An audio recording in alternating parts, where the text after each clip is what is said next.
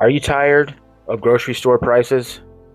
What if you could take one ribeye and turn it into an entire meal full of flavor, healthy for you? The entire family's gonna love it. Would you want to learn how? Yes, cooking plant forward at its core. I'm gonna stretch this beautiful steak into a wonderful, flavorful stir fry loaded with grains, colorful vegetables, and I'm gonna show you how to make the stir fry sauce itself, proving that flavor doesn't have to come from meat alone. Cooking plant forward. More plants, more flavor, no rules. Hello, welcome back to Cooking Plant Forward, where the plant is obviously the star in this dish, ribeye stir fry. I've been working on this recipe for quite some time now. I'm going to show you how I make it now. Traditionally, it's a piece of meat that's sliced real thin, marinated, throw a couple veggies in there, throw it on some rice. Simple, mostly meat. We're making a shift now. We're shifting from mostly meat to mostly plants. Still going to be absolutely delicious. In fact, one could argue it's going to be even better because you have all these layers of flavor and you still get the wonderful, beautiful ribeye flavor that we get here. Because if you're going to eat meat, you might as well eat the good stuff, right? So cooking plant forward is not about just saving money. It's about feeling better. It's about sleeping better.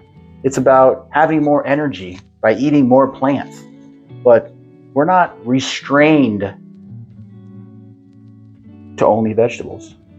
So as you see in this video, hit that like, subscribe.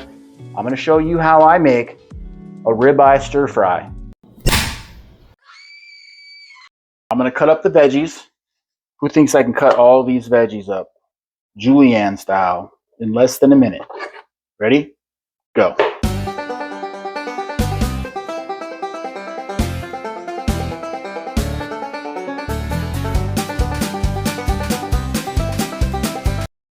Okay, so it was 6 minutes and 44 seconds. Still pretty good. Stir fry sauce. 9 ingredients listed below in the description for you. Very easy to make. Put them all together, mix them up. Get your pan hot, season your steak, room temperature, both sides. It is imperative that you have a very hot pan. Get that ribeye on that screaming hot pan and just let it cook. Leave it alone for a little bit, about 2 minutes I would say, and then we're going to flip it over. Now we're keeping it rare, that's why that pan is so hot. We want to make sure we're searing the outside without cooking the ribeye through. Now we're going to add some butter once it's flipped over. We're going to add the aromatics after this, garlic and then the rosemary. That's just going to add to the layers of flavor that we have on the steak. Butter baste it a little bit and take it off.